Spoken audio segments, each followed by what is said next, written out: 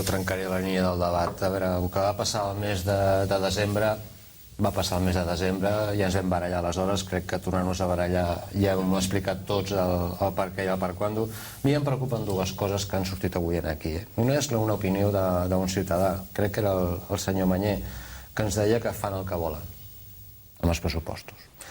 I la segona, unes paraules del senyor Giner, que parlava dels pressupostos com una eina. Bé, jo aquest concepte no el tinc.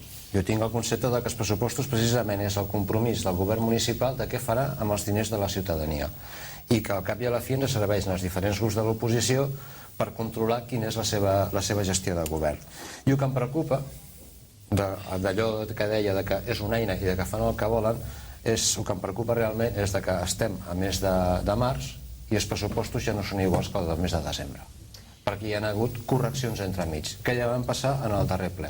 I que, a més, en les comissions informatives ja s'ha informat que el que posen aquí que no és cert.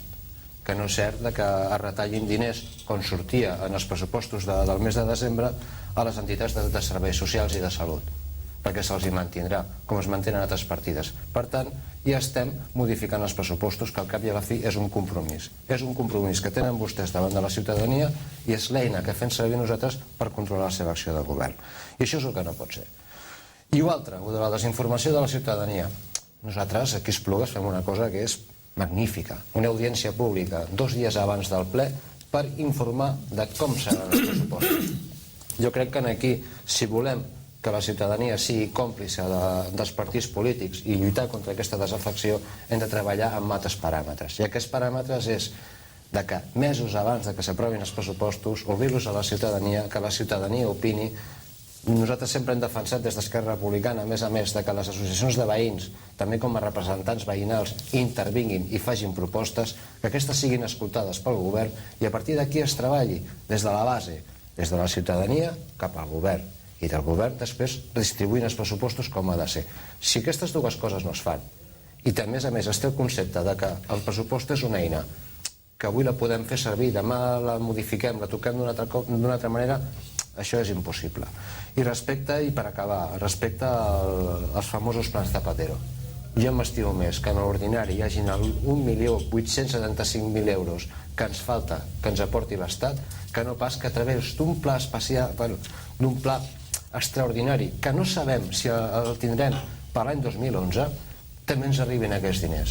Jo, sincerament, aquesta política de dir et donem perquè són generosos, no l'accepto. Tenim dret a uns determinats diners, que és finançament dels ens locals, i aquests diners se'ns estan escamotejant amb la base de populisme. I amb això acabarem resumint tot el tema. Endavant, senyor Figueres. No, a veure, vull dir...